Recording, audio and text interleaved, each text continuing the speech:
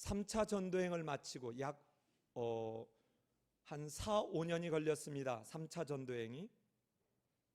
이렇게 여러 해 전도여행을 마치고 그리고는 각 지역에서 모아준 예루살렘 교회를 돕자고 하는 오늘날 외교하면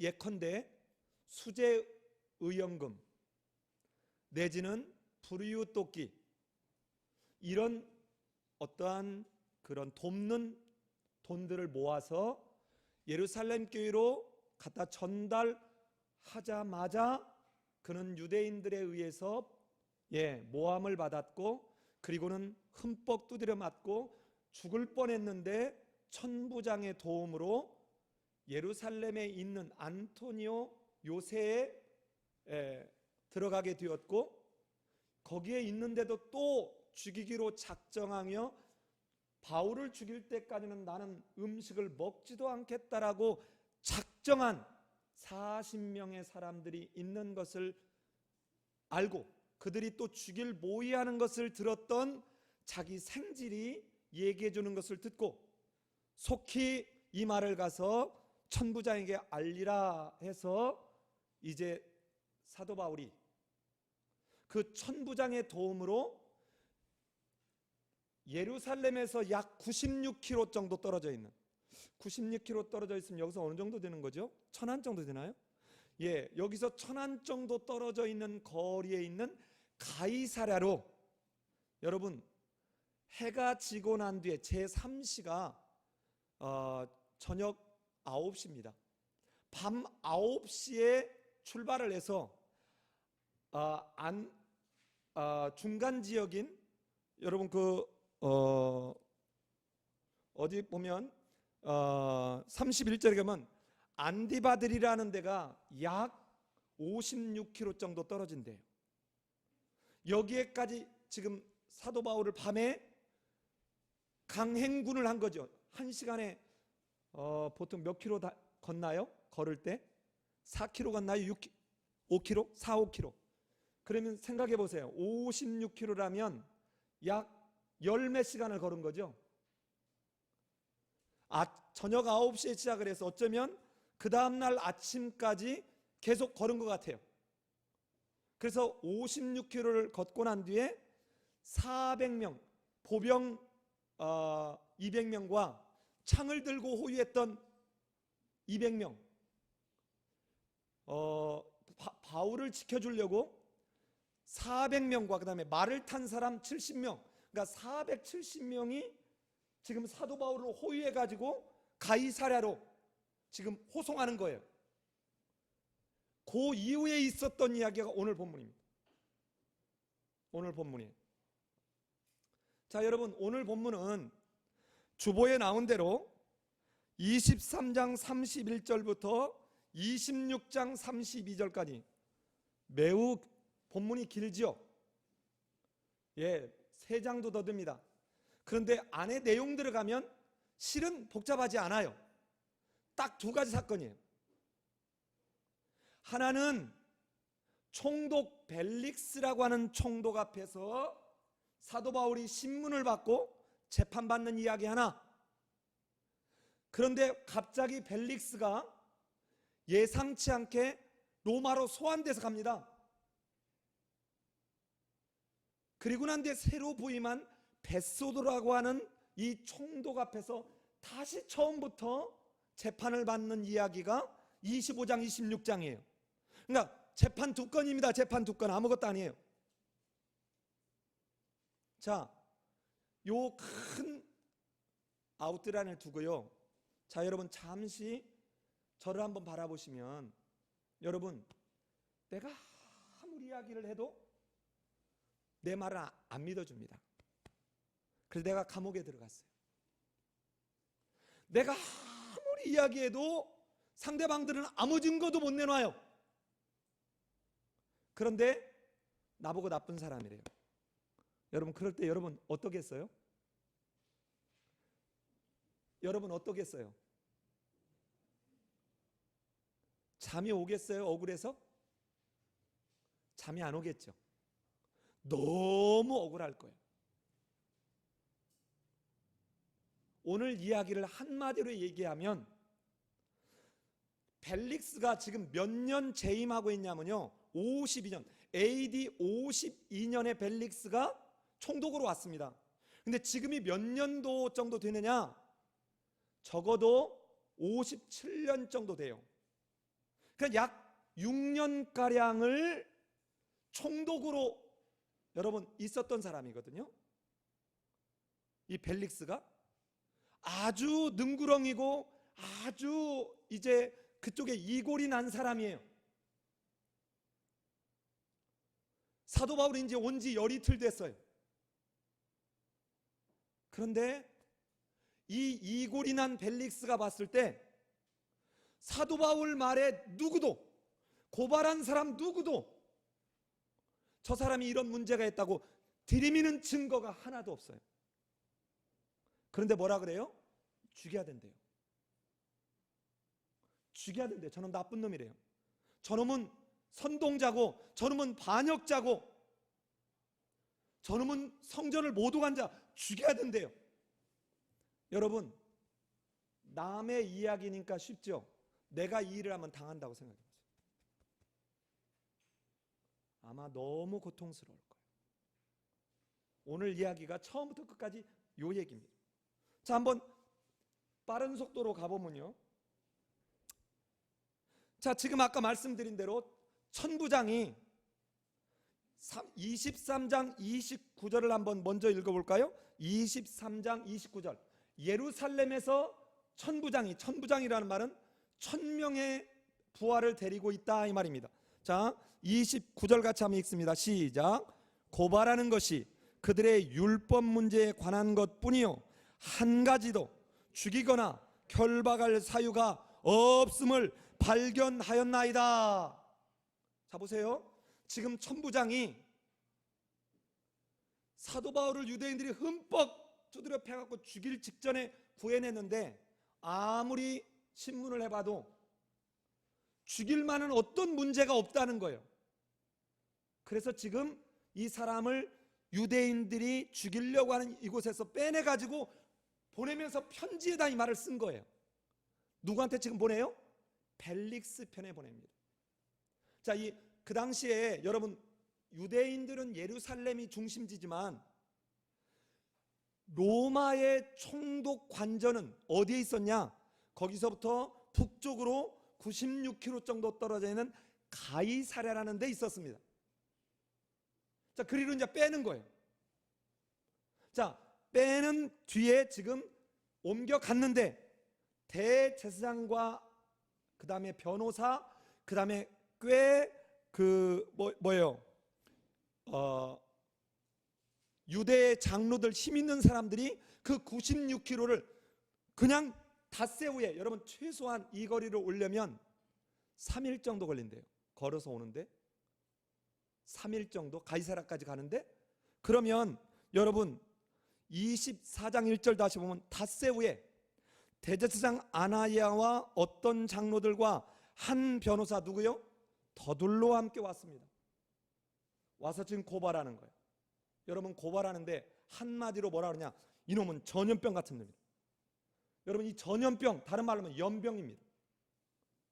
자, 지금 이 사람이 한마디로 딱 고발을 하는데 더둘로라는 요 변호사가 이놈은 연병 같은 놈이에요. 그 왜 연병 같은지를 세 가지로 설명하는 게 여러분 5절 이하에 나옵니다. 자, 5절 보세요. 이 사람은 연병 같은 자라. 첫 번째, 천하에 흩어진 유대인들을 다 분란 일으키는 사람, 소요하게 하는 자, 이렇게 얘기합니다. 자, 소요하게 하는 자, 즉 어떤 걸로 소유했나요? 여러분 앞에서 보면은 뭐라고 얘기했냐면, 야고보가 이렇게 얘기하죠. 야, 네가 모세의 율법을 배반하라고 가르친다.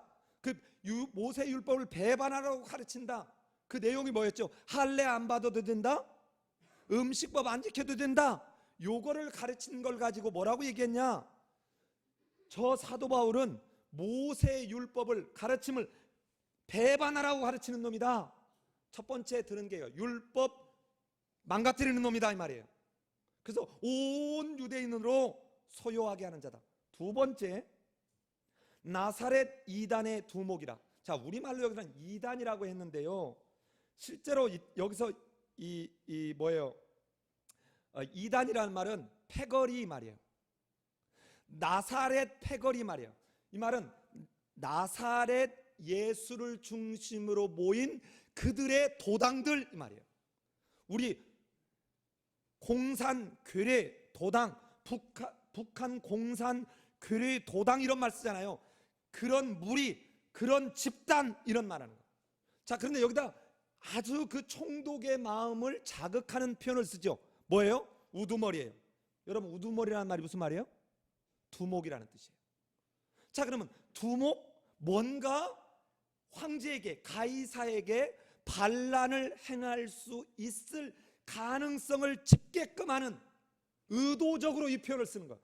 저놈들은요, 나쁜 놈들의 지금 황제에게요 반역하려고 덤벼드는 놈들이에요.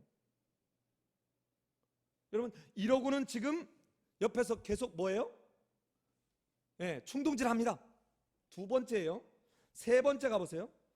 그가 또 성전을 더럽게 하려 함으로 우리가 잡았습니다.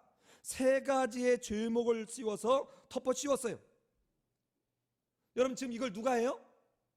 변호사가 합니다. 그런데 더둘로도 어떤 사람이에요? 완전히 사기꾼입니다.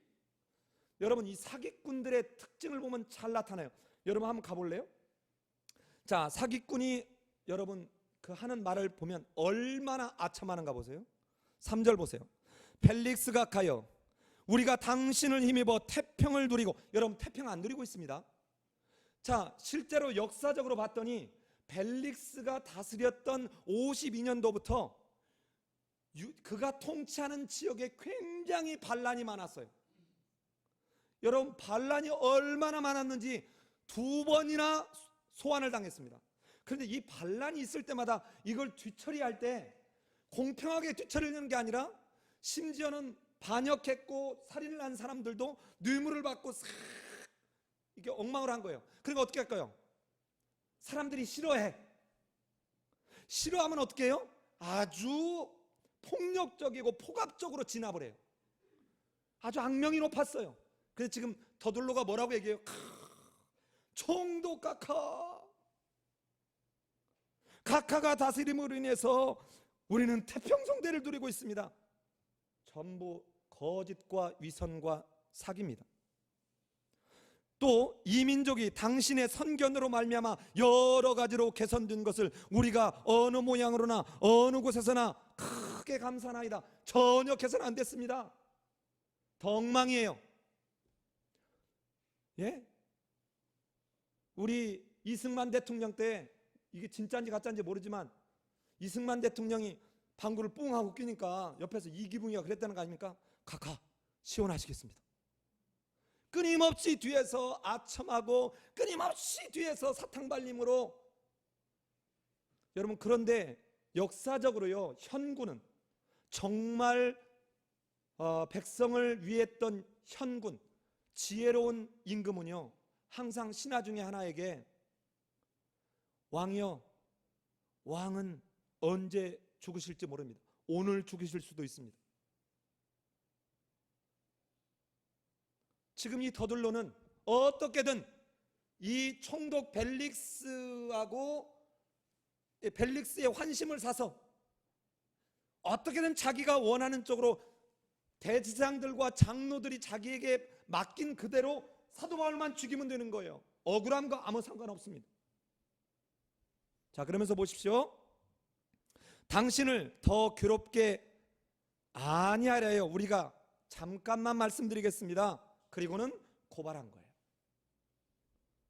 자, 이렇게 하자 여러분, 이 총독이 벨릭스가 이제 바울에게 눈짓합니다. 자, 너 얘기해봐, 여기 대해서 하니까 사도 바울이 한 말이 이겁니다. 사도 바울은 보세요, 그렇게 아첨하지 않습니다. 자, 보십시오. 10절 우리 한번 다시 한번 읽어볼까요? 10절 같이 읽습니다. 시작.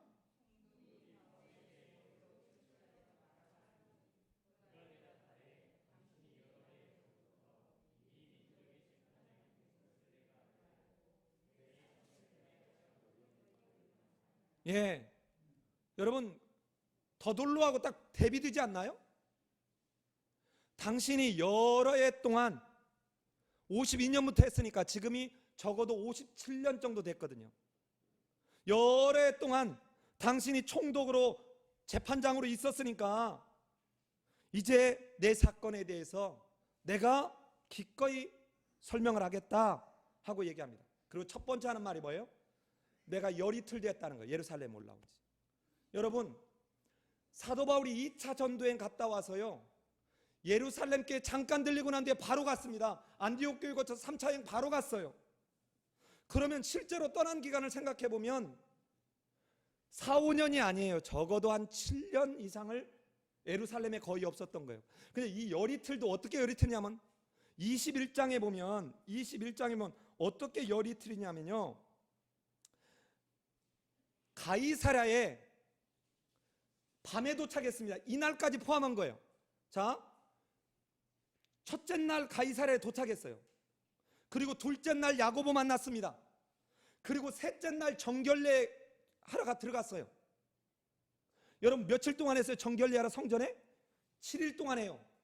자, 그럼 앞에 이틀 했고 뒤에 7일 한 거예요. 그럼 9일 됐죠.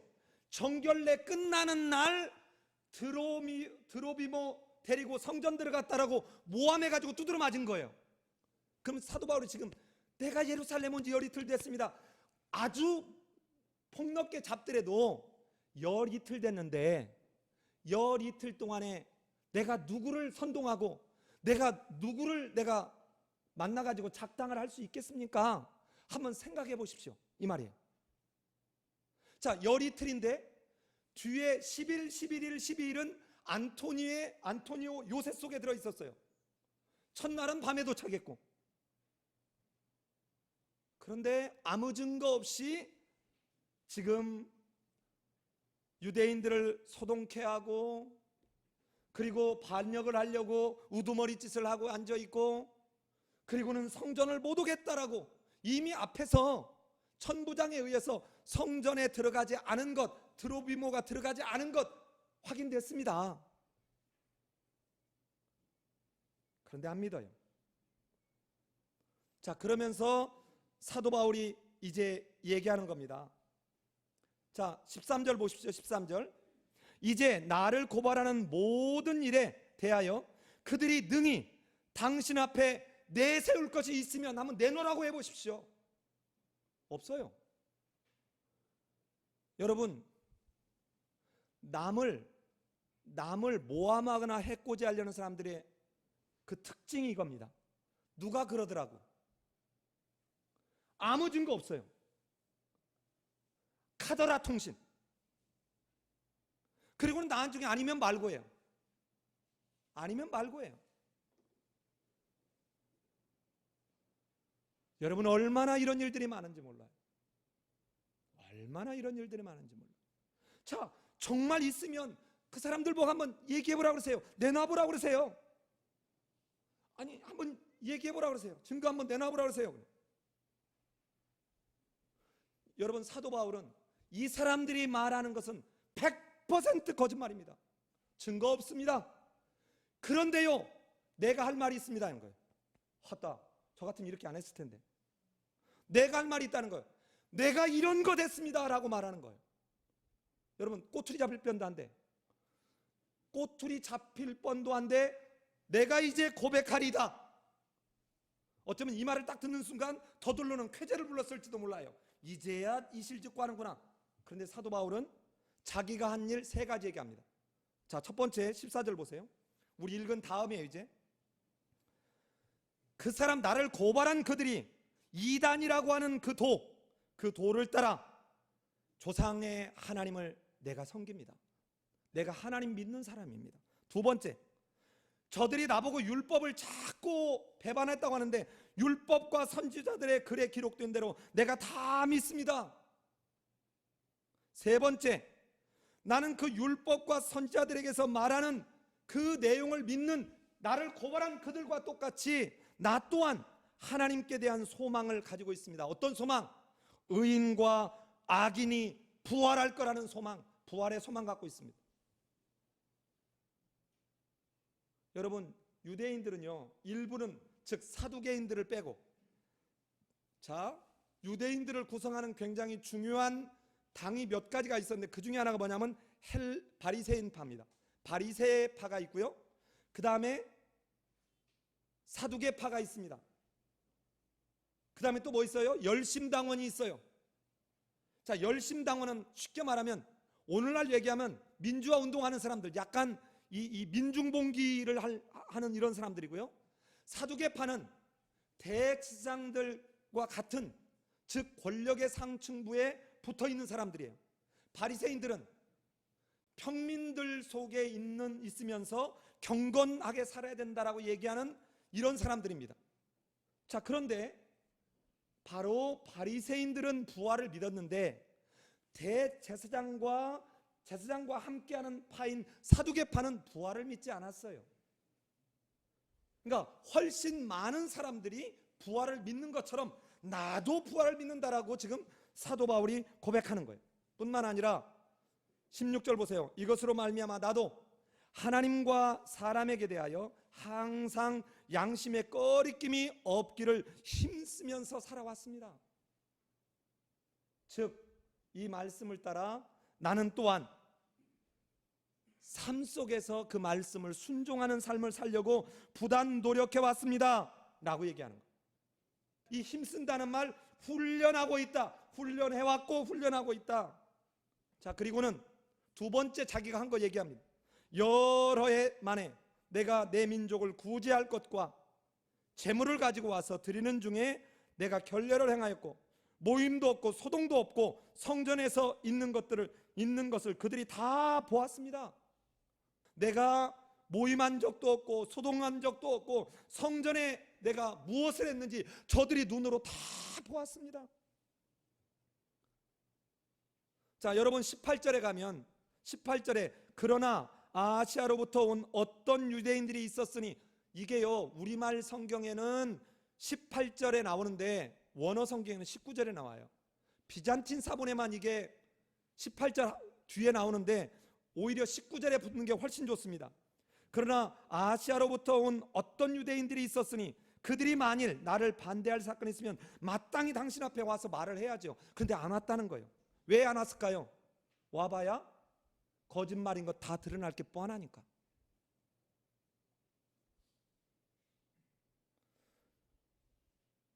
그렇지 않으면 이 사람들이 내가 공의 앞에 섰을 때 무슨 옳지 않은 것을 보았는가 말해보라고 하십시오. 그러면서 사도 바울이 마지막 결론처럼 얘기합니다. 오직 내가 지금 신문을 받는 이유는 21절에 내가 죽은 자의 부활에 대하여 오늘 너희 앞에 신문을 받는다, 이 말한 것 때문에. 자, 그런데 아까 권력은 누가 쥐고 있다고요? 대제사장과 부활을 믿지 않는 누구? 사두개인들이 권력을 잡고 있다고요. 그러니까 자기 교리, 자기들이 갖고 있는 것과 달라서 백성들이 자기들을 안 따라오게 하면 어떨까? 이래서 이 사도 바울 제거해야 되는 거예요. 죽여야 되는 거예요. 자, 얘기를 벨릭스가 딱 들어보니까, 벨릭스가 지금 몇 년 했다고요? 적어도 6년 정도 유대 지방을 지금 다스렸던 거예요. 딱 들어보니까 어디에도 증거 없어. 사도 바울이 말하는데 누구도 반론을 못해. 지금 더둘로가 아무 말도 못하잖아요. 자, 그런데 보세요. 22절 가보세요. 벨릭스가 이 도에 관한 것을 더 자세히 아는 거로 6년이 있었으니까 잘 알 수도 있겠죠. 그러나 그보다 더 중요한 이유가 있습니다. 한때 헤롯 아그리파 1세가 총독이었습니다. 제가 벗어나면 안 들리죠? 자주색으로 헤롯 아그리파 1세가 총독하다가 왕이 된 거예요. 분봉왕. 그리고 난데 저 밑에 봐요. 52년에 누구예요? 안토니오 벨릭스가 지금 총독이 된 거예요. 52년부터 약 60년까지 됐나요? 자, 그리고 난데 밑에 봐요. 폴시우스 베스도가 이어서 총독이 된 겁니다. 자, 그런데 보시면 이 벨릭스가 유대인들이 갖고 있는 이런 신앙적 종교적인 걸 잘 알게 되었던 것은 이유가 있어요. 그 아내가 두루실라라고 하는 여자예요. 이 두루실라가 누구냐? 아그리빠 1세의 딸입니다. 자, 화면 볼까요? 아그리빠 1세, 저기 중간에 제가 노란색으로 했죠. 맨 위에가 헤롯 대왕이에요. 예수님 태어날 때 왕이었던 사람. 이 사람은 에돔 뭐예요? 이두메인 뭐라고 해야죠? 에돔 족속입니다. 에돔 족속. 그래서 동방 박사들이 와서 구주가 태어났다고 하니까 애기들 다 죽이라고 하죠. 요 명령했던 게 누구예요? 헤롯 대왕이에요. 근데 이 헤롯이 에돔 족속이다 보니까 유대인들이 인정을 안 해. 야, 네가 무슨 우리 왕이 될 수 있어? 그러니까 어떻게 하느냐? 나도 너네와 상관없는 사람이 아니야. 그래서 누구를 이렇게 이 정당성을 만들기 위해서 뭐 하느냐? 유대 여자 저기 마리암네라고 하는, 마리아라는 단어하고 똑같은 단어예요. 마리암네를 아내로 취합니다. 그리고 뒤에 보면 뭐예요? 마리암네 2세도 있죠. 이 두 여자가 누구라고요? 유대인 여자예요. 자, 근데 저기 마리암네 1세가 제가 밑에 가면서 전부 노란색으로 표현했잖아요. 저 사람들이 유대인 피를 받고 자란 사람들이에요. 자, 그런데 아그리빠 1세의 딸이 버니게 헤롯 두루실라입니다. 됐나요? 저 두루실라가 막내딸이에요. 근데 두루실라가 다른 사람하고 결혼을 했는데 이 벨릭스가 구브로의 마술사라는 사람을 보내가지고 너 내게 시집 오면 내가 너 최상의 행복하게 해줄게. 벨릭스의 이름이 행복이라는 단어거든요. 내가 너에게 최고로 행복하게 해줄게 해서 꼬셔가지고 아내가 된 겁니다. 그러니까 두루실라의 영향이 굉장히 컸을 거라고 보여져요. 자, 그런데 이런 벨릭스가 두루실라에게 배웠죠. 그리고는 6년을 살았습니다. 그러면 딱 들어보니 사도 바울 말이 하나도 문제가 없어요. 사도 바울 죽일 일이 하나도 없어요. 이미 다 파악했습니다. 그런데 방면을 안 합니다. 자, 천부장 루시아가 오면, 루시퍼가 아니에요? 루시아가 오면 판결을 하리라고는 여러분 연기를 하는데 재판을 연기합니다. 왜 연기하냐? 이유가 있어요. 한번 가볼까요? 자, 26절 한번 갑니다. 26절. 자, 뭐 하려고요? 예, 돈 받으려고. 그 당시에 이런 일이 많았었던 것 같아요. 나중에 이 총독, 아까 여기 총독 보면요, 여기 볼래요? 저기 데스도 다음에 왔던 루세이우스 알비누스라고 하는 사람이 써놨던 내용을 들어보면 아주 뇌물을 많이 받아 먹었다는 거예요. 이 누가요? 벨릭스가. 그냥 꿍꿍이가 있는 거예요. 자, 사도 바울이 아무 죄가 없는데 이 기회에 사도 바울에게 돈을 좀 받고 싶어. 근데 왜 사도 바울의 돈을 받았을까요? 앞에서 이런 말 했잖아요. 내가 전 세계에서 나가서 구제 의연금 모아왔거든. 그러니까 저게 돈이 있겠구나. 자, 첫 번째 꿍꿍이 속이 있어요. 자, 두 번째 볼까요? 27절 같이 읽습니다. 27절 시작.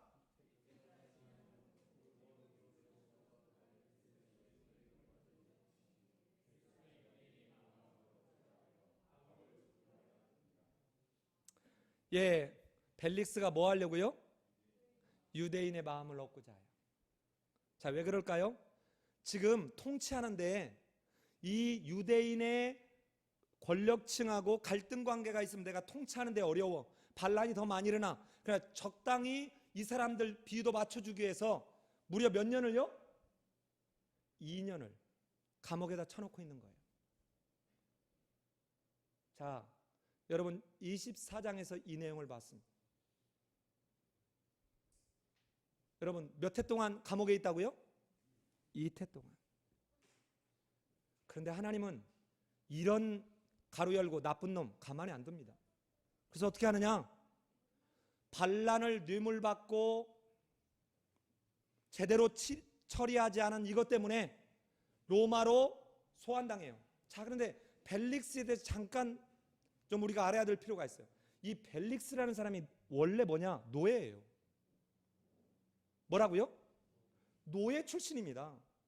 노예 출신인데 그의 형 안토니오 팔라스라는 사람이 형인데, 이 형이 공을 세워가지고 형이 당시에 장관직을 맡아요. 이 형의 그 권위, 이 형의 권세에 빌붙어 가지고 노예에 사방돼서 이렇게 높은 데까지 올라간 거예요. 형도 노예였어요. 여러분, 걸레를 빠른다고 행주가 되지 않습니다. 노예 근성은 쉽게 없어지지 않아요. 여러분, 사람이 변하는 거 매우 어려워요. 되게 어렵습니다. 내가 예수 믿으면 금방 뒤집어질 것 같죠? 아니요. 아까 얘기했잖아요. 연습해야 된다고. 연습해야 된다고. 얼마나 힘들어요. 땀이 뻘뻘 나야 돼요. 30초도 못 견디더라니까요. 이거를요 계속 반복하는, 연습하고 훈련해야 돼요. 자, 이런 벨릭스가, 이 노예가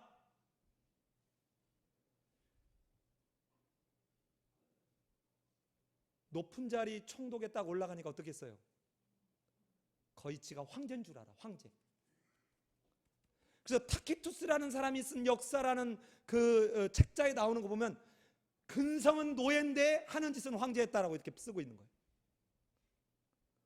여러분, 우리말 속담에도 이삭이 익을수록 어쩐다 그러죠?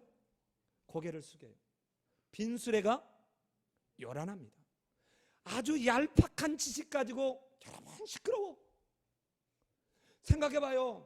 차근차근 귀족이 어떻고 총독이 어땠는지 제대로 잘 훈련도 받지 못한 채 형의 그 권력에 힘입어서 빌붙어 가지고 총독이 돼서 오니까 여러분 아나무인, 목불인견이죠. 우리 학생들은, 어린애들은 하나도 못 알아듣겠다. 그냥 아주 천하에 저 잘났다고 생각하고 눈에 보이는 게 없다. 이게 목불인견이야. 눈에 보이는 게 없다. 여러분, 그 속에 누군가는 2년 동안 처절하게 고통을 당합니다.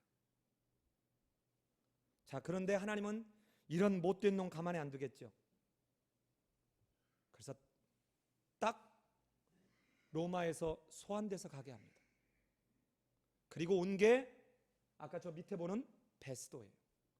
이 베스도와 있었던 일은, 자, 이 베스도는 이제 초임이에요. 자, 여러분 25장 1절 한번 가볼까요?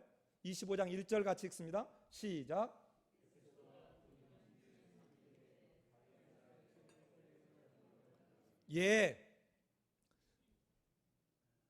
로마에서 가이사랴까지 왔으니까 여러분 얼마나 긴 거리를 왔겠어요. 얼마나 여러 날 왔겠어요. 그런데 온 지 며칠 만에? 3일 만에 여러분 예루살렘으로 내려간 거예요. 왜 그럴까요? 이 사람 잘 아는 거예요. 뭐를 잘 알아요?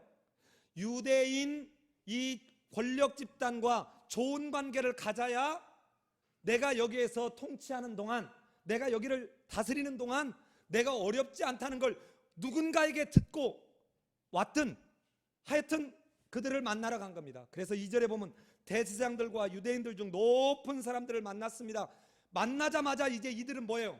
이제 오자마자 아직 적응하기 전에 이 베스도를 우리가 길들여야 돼. 그래서 어떻게 합니까? 고소하는 거예요. 다시. 누구 고소해요? 바울 고소합니다. 바울 고소해요. 그래서 뭐를 얘기하느냐? 아직 상황 파악하기 전에 바울을 데리고 예루살렘으로 와서 재판받게 해주세요 하는 거예요.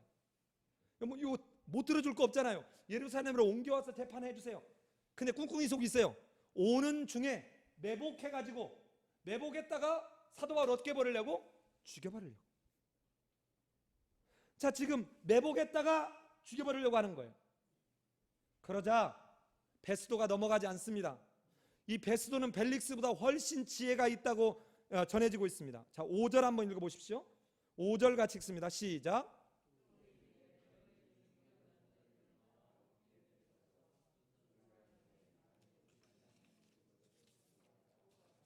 예.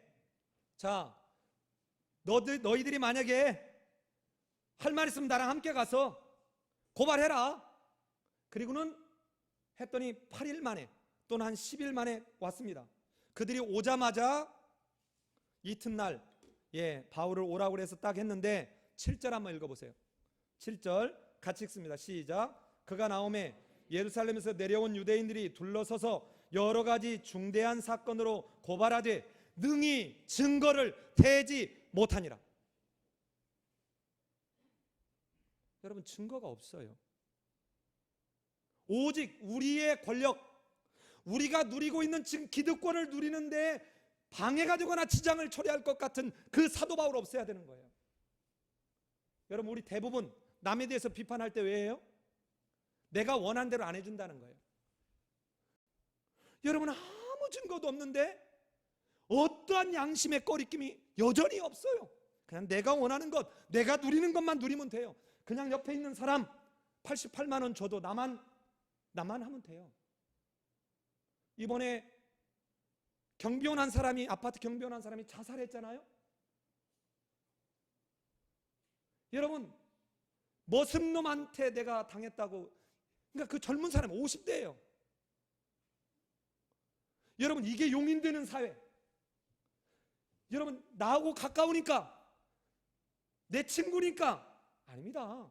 잘못된 건 잘못된 거예요. 내 아버지 어머니라 할지라도 죄송하지만 그건 잘못됐다는 거죠. 잘못된 건 잘못된 거예요. 그것을 덮고 넘어가는 것은 그 부모로 하여금 회개할 기회를 못 주는 겁니다. 내 자식으로 하여금 정말 하나님에게 복받을 기회를 주지 못하는 거예요. 증거가 없으면 이때라도 돌이켰어야죠. 자, 그런데 보세요. 증거를 대지 못하는데 바울이 이렇게 얘기합니다. 8절에 바울이 변명하여 이르되 유대인의 율법이나 성전이나 가이사에게 내가 도무지 죄를 범하지 아니하였노라. 저는 여러분, 바울의 오늘 본문을 설교를 준비하면서 저는 두 가지를 여러분과 나누고 싶은 거예요. 이 뒤에 내용들은 이제 반복되는데요. 하나는요, 여러분은 어떤 상황에서도 정직하고 진실하게 말해야 돼요. 거짓 증거하면 안 됩니다. 어떤 상황에서도. 여러분, 그래서 제9계명에 있는 거예요. 내 이웃에게 뭐 하지 마라? 거짓 증거하지 마라. 여러분, 그 거짓 증거의 대부분이 뭡니까? 내 이익이에요. 내 이익이에요. 사람은요, 누구나 할 것 없이, 저도 자기중심성이 있습니다. 다. 인간은 다. 그래서 어떻게 해요? 지가 잘못한 건 얘기 안 해. 그래서 예를 들어 두 사람이 싸우잖아요. 이 사람 얘기만 들으면 어떻게 돼요? 이 사람이 죽일 사람이에요. 이 사람 얘기 들어보면 이 사람이 죽일 사람이에요. 양쪽 말 다 들어봐야 되는데 한 사람 말 들어보고 이 사람 나쁜 사람.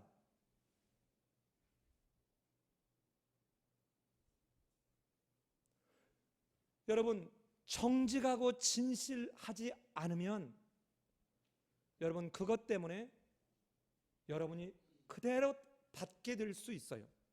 또 하나, 저는 사도 바울에게서 여기서 우리가 꼭 배웠으면 좋겠습니다. 여러분, 내가 설사 억울함으로 감옥에 지금 잡혀 있다 해도 이 말 할 수 있습니까?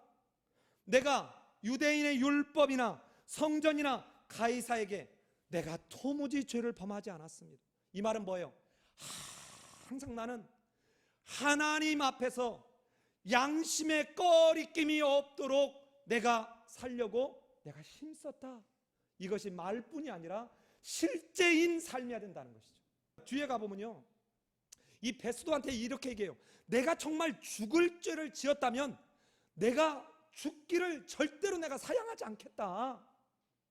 그러나 만약에 지금 저들이 고발하는 게 사실이 아니라면 나는 아무도 나를 내줄 수 없다. 여러분, 이 말을 할 수 있는 바울처럼 우리의 신앙이 우리의 삶과 같아야 되지 않을까요?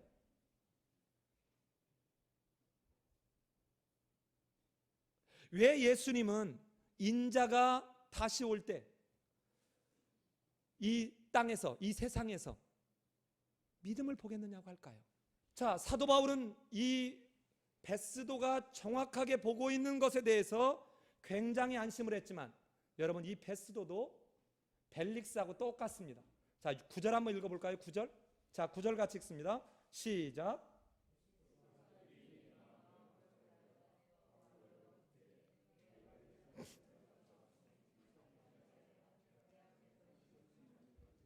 자, 베스도도 고발하는 사람들이 아무 증거도 못 대고, 사도 바울은 아무 죄도 진 게 없다고 하는데 사도 바울이 말이 맞는 것 같아.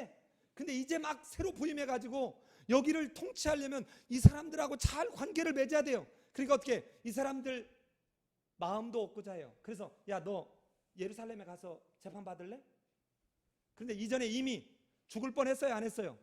죽을 뻔했으니까 나 안 가겠다는 거예요. 그리고는 어떻게 합니까? 나 가이사에게 상소하겠다는 거예요. 자, 이건 역사적 배경을 좀 알아야 됩니다. 여러분, 지금부터 벌써 2000년도 더 전인데 참 생각해보면 오늘날보다 더 민주적입니다. 제가 깜짝 놀랐어요. 여러분, 재판을 받다가, 각 지역에서 재판을 받다가 이 재판이 억울합니다. 그러면 이 피고로 지금 고발된 사람이 나 황제 앞에 가서 재판을 받겠습니다 라고 말하면 모든 재판 과정이 스탑이에요.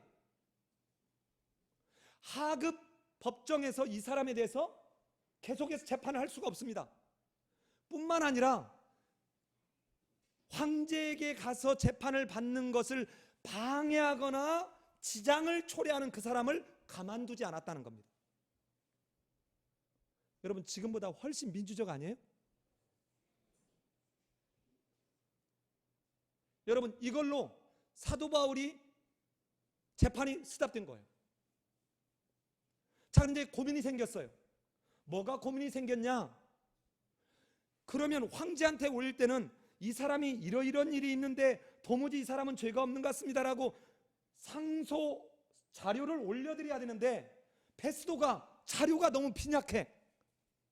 그래서 지금 걱정하고 있는 거예요. 그러던 차에, 자, 저기 화면 봐요. 자, 여기 이거 좀 넘겨주세요.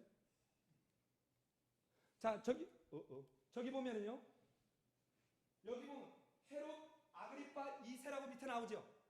이 헤롯 아그리파 2세가 베스도가 새로 부임했다고 인사차 왔어요. 누구하고? 버니게하고. 옆에 버니게 있죠, 버니게. 이 버니게하고 같이 왔습니다. 자, 버니게가 여동생인데 지금 동거하고 있어요.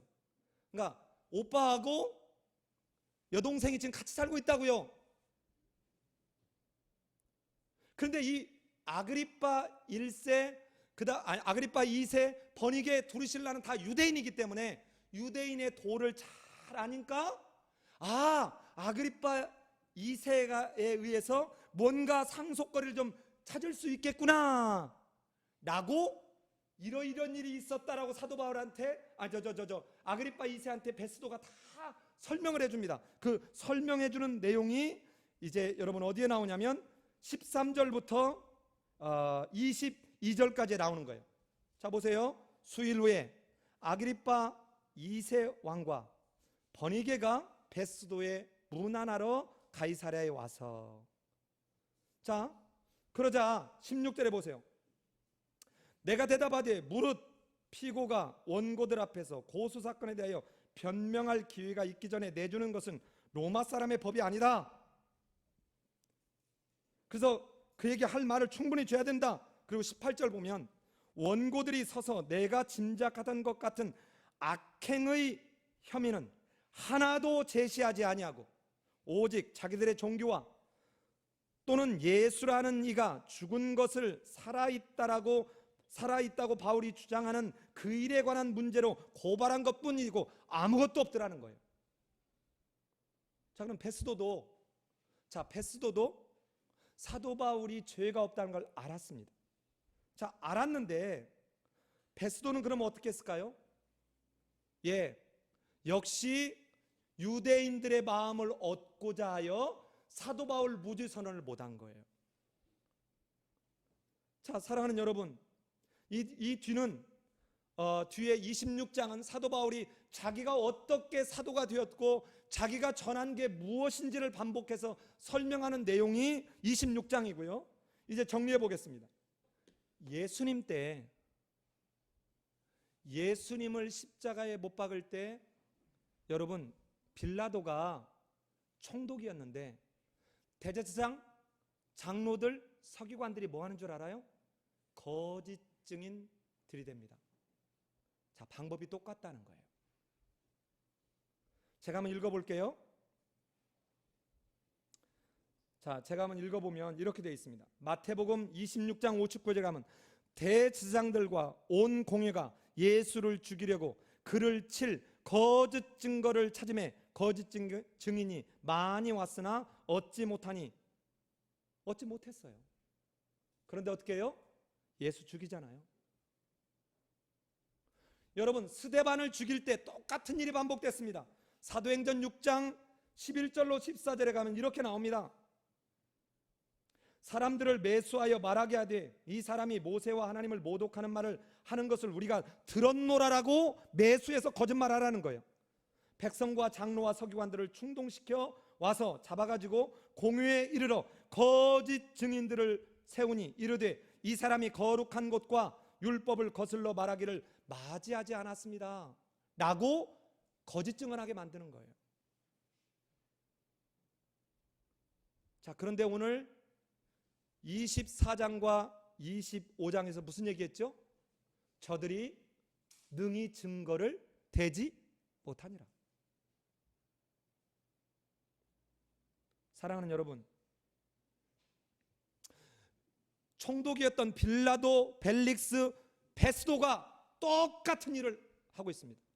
자, 빌라도도요 3번씩이나 예수님에게는 아무 죄가 없다고 자기가 말해요. 자기가 말합니다. 인정해요. 이 사람에게는 죄가 없다. 누가복음 23장 4절 14절 22절에서 3번씩이나 이 사람에게는 죽일 죄가 없다라고 얘기합니다. 뿐만 아니에요. 그의 아내가 사람을 보내가지고 저 옳은 사람에게 당신은 아무 상관하지 마십시오. 내가 오늘 꿈에 저 사람 때문에 아주 애를 먹었다. 그러나 제발 저 사람 죽이는데 내주지 말라는 거죠. 근데 왜 내줘요? 밀란이 일어날까 봐. 또 이거를 마가복음에서는 뭐냐냐, 무리들에게 만족을 주고자 하여, 자, 밀란이 일어날까 봐, 내가 지금 누리고 있는 총독의 지위와 위상이 흔들릴까 봐 저들의 비유 맞춰준 거예요. 근데 오늘 벨릭스가 아까 뭔 얘기했어요? 유대인들의 마음을 얻고자 하여. 베스도가 무슨 말 했어요? 유대인들의 마음을 얻고자 하여. 여러분 똑같아요. 똑같아요. 자, 빌라도, 벨릭스, 베스도는 이방이니까 그렇다 합시다. 두루실라, 아그리파 2세, 여러분 버니게가 누굽니까? 유대인의 왕가들이에요.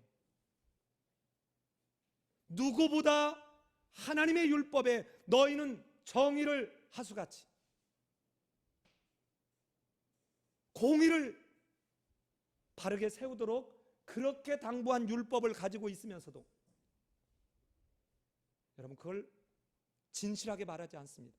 아그리빠가 26장에 가면 사도 바울이 변론한 얘기를 다 듣고 난 뒤에 아그리빠도 인정합니다.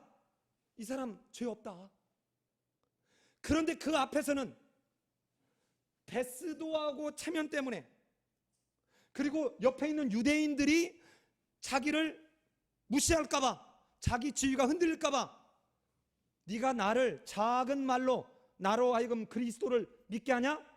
하면서 전혀 엉뚱한 말로 합니다. 그런데 한번 그들이 최종적으로 한 말이 뭔가 한번 가볼까요? 26장 가봅니다. 26장. 자, 어디를 가보시냐면 26장 30절 제가 읽을 테니까 여러분이 31절을 읽어보십시오. 왕과 총독과 버니게와 그와 함께 앉은 사람들이 다 일어나서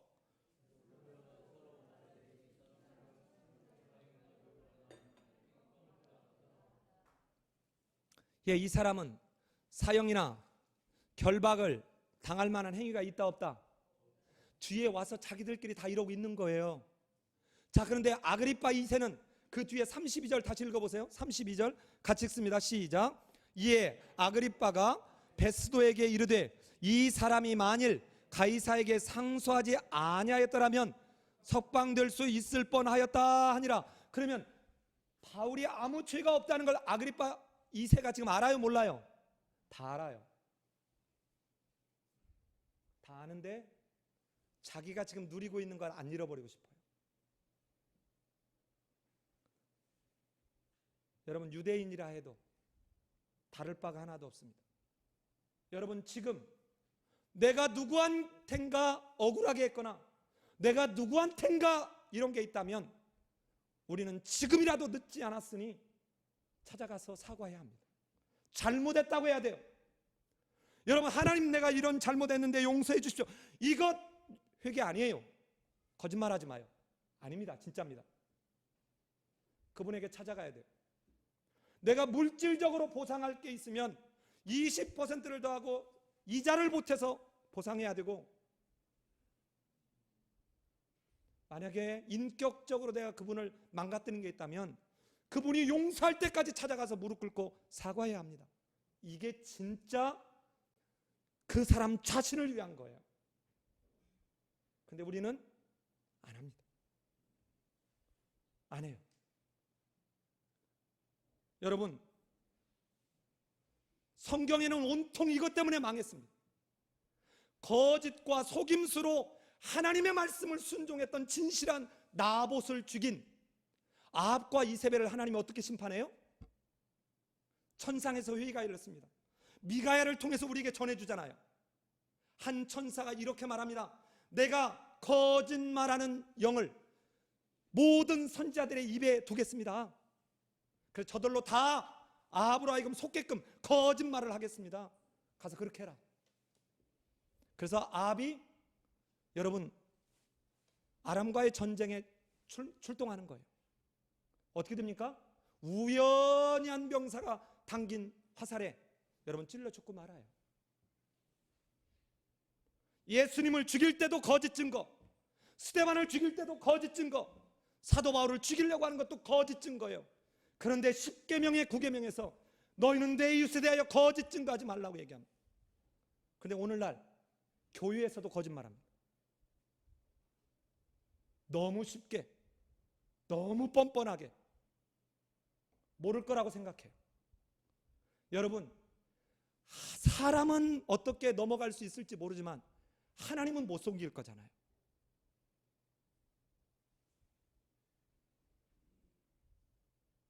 여러분, 이래서 오늘 이런 일을 겪었던 이 사도 바울이 마지막 유언으로 말할 때 이렇게 유언처럼 당부합니다.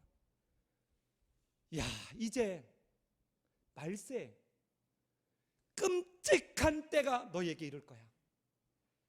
여러분, 이 끔찍한 일이 세상에서 이래서 그렇다는 게 아니에요. 교회 안에 이런 일이 있을 거라는 거예요.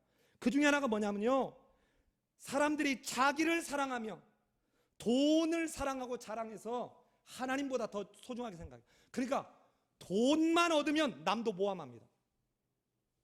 내 이익만 생기면 남 상관없어요. 구원 뭐 이런 거 여러분 말뿐이에요. 이런 일이 말세에 임하기 때문에 어디에요? 교회에. 그래서 끔찍한 때가 이를 거라는 거예요.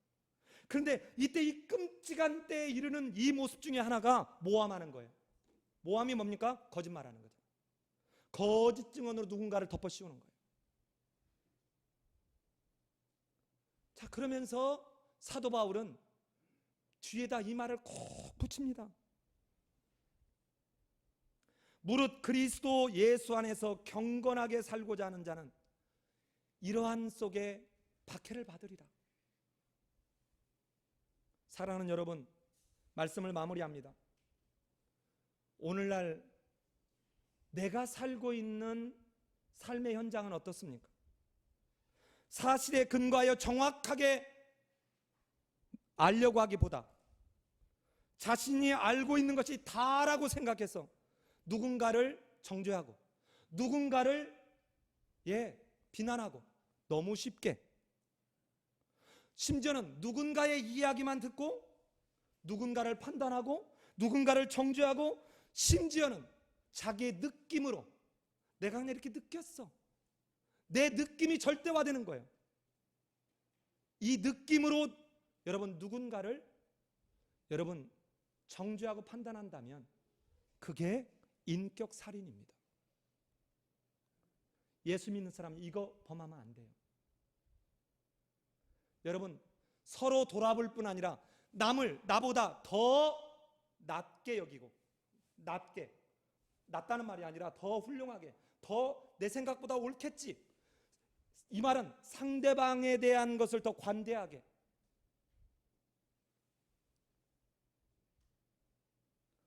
심지어는 그 사람이 잘못됐는데도, 죄를 범했는데도 나에게 잘해주니까, 여러분 나에게 잘해주면 그 사람이 문제가 있는데 무조건 감싸고 도는 거예요. 지금 우리 교단에 문제 다 생긴 게 이거예요. 내가 그 목사가 가까워, 그 목사가 나 아주 잘 대해줬어, 그러니까 어떻게 이 사람 회개시키려고 안 하고 이 사람 무조건 감싸는 거예요. 그가 옳고 그름과 상관없이 그냥 감싸고 옳다고 생각하고, 또 그 말을 들은 우리는 그럴듯한 이유로 옳고 그름을 말하기보다는 적당히 회색지대나 양비론을 피기도 합니다. 그런데 예수님은 이렇게 말합니다. 옛사람에게 말한 바 헛맹세를 하지 말고 내 맹세한 것을 주께 지키라 하였다는 것을 너희가 들었으니 나는 너희에게 이르노니 도무지 맹세하지 말지니 하늘로도 하지 말라 이는 하나님의 보좌요, 땅으로도 하지 말라 이는 하나님의 발등상미라. 예루살렘으로도 하지 말라 이는 큰 임금의 성임이요, 내 머리로도 하지 말라 이는 내가 한 터럭도 희고 검게 할 수 없음이라. 그러면서 마지막에 이렇게 붙입니다. 오직 너희 말은 옳다 옳다, 아니다 아니다 하라. 뭐 이게 무슨 말이에요? 맹세할 것 없이 진실하라는 거예요. 어떤 상황에서도 굳이 하나님 이름 두고 맹세하지 않아도 되게 진실하라는 거예요. 정직하라는 거예요.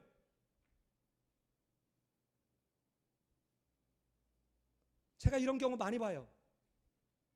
나하고 가까우니까, 내 친구니까 그냥 감싸는 거예요. 우리가 남이가 하고는 그냥